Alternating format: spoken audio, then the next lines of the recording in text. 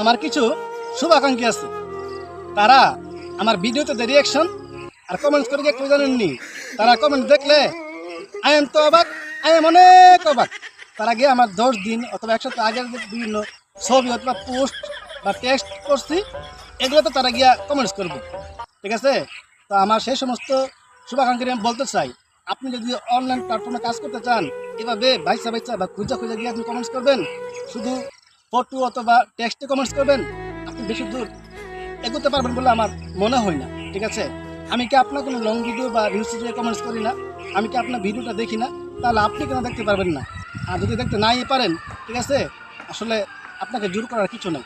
তো এখান থেকে সফলতা পেতে হলে আপনাকে অবশ্যই নিজের যেমন নিজের পেজে কাজ করতে হবে, পাশাপাশি অন্যর পেজেও আপনাকে একটু সময় দিতে হবে।